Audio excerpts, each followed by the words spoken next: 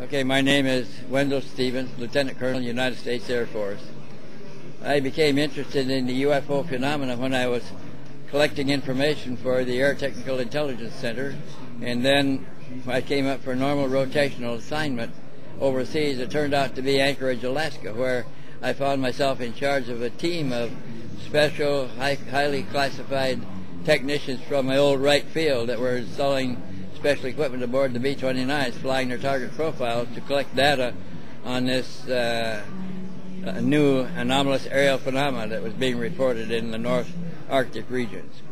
And it was so spectacular. They came on 200-foot diameter disc sitting on the ice pack on the Arctic, above the Arctic Circle.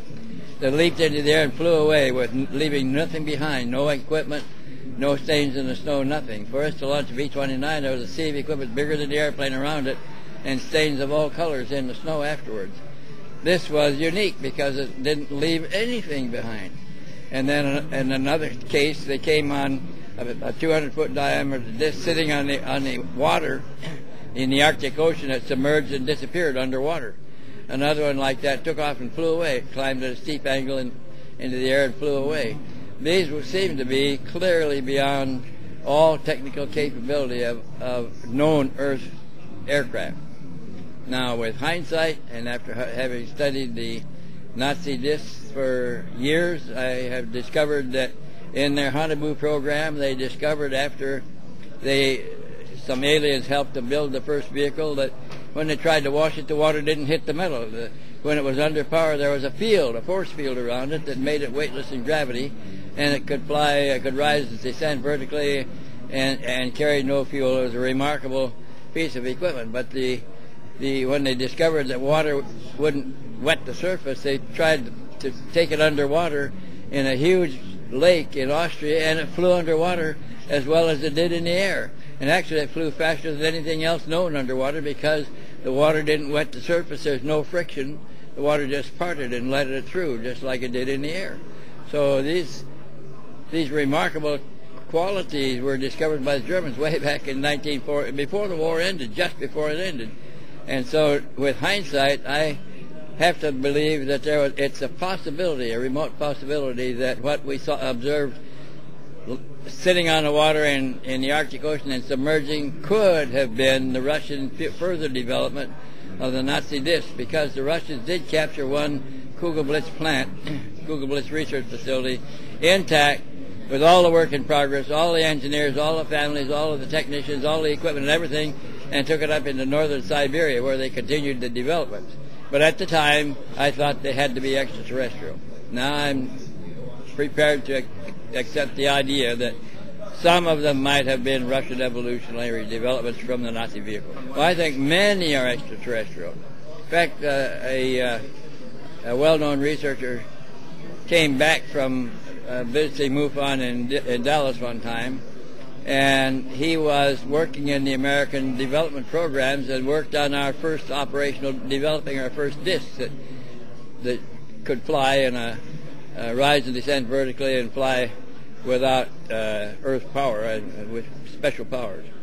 And he came back from the MUFON group, and he said, let me ask you, he said, you've investigated a number of cases of contact yourself directly. And just how many do you think might be truly extraterrestrial? How many might be Earth-made vehicles? And I said, 1 or 2%, maybe 3% at the most, might be Earth-made vehicles, but all the rest would have to be extraterrestrial vehicles because the beings were different. Their morphology was different. Their size were different. Their appearance was different.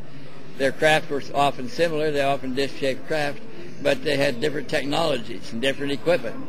I said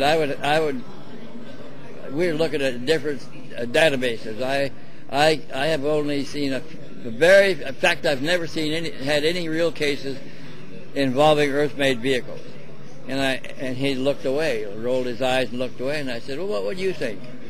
He said, well, from my perspective, I would guess that 60, 50, 60, maybe even 70% of what is reported are Earth-made vehicles under various conditions. And maybe another 10% could be extraterrestrial, and the rest would be misperceptions or outright hoaxes. And I thought, gee, that's a big difference in our points of view. But he was working on the inside, developing the American discs, and his information was controlled to him. He was only getting information on other Earth developments, whereas I was selecting cases of extraterrestrial contact involving beings that were different from us, physiologically and everything. And so our databases were different. But it was remarkable, to me, it was astounding that he thought that number of cases might be Earth-made. And that was before I got into researching the Nazi discs and came to a conclusion that there could be developments.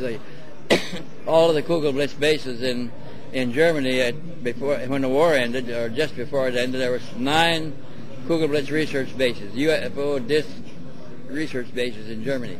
They successfully evacuated 8. We don't know where they went. Nobody has ever found one since. We think at least 1 or 2 are in the Arctic, possibly one in southern Argentina, another one in the Martin Mountains between Argentina and Peru and Chile, and we don't know where the others have gone. But they were successfully evacuated, and all the equipment and operational people carried away before the war ended, except for the one the Russians got. So it's up in the air now. I am prepared to believe that the Russians succeeded in further developing the discs that they captured.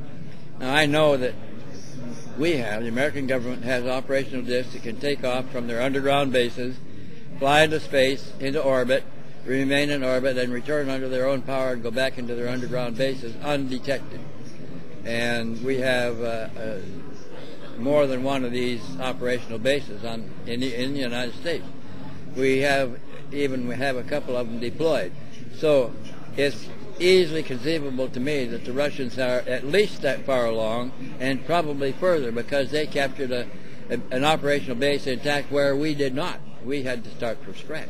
Yeah. Well, when the form is different from ours, the bodies are 3.5 to 4 feet tall. They have disproportionately large heads, disproportionately large eyes for the heads, no ears, small noses, fleshless lips, disproportionately long arms.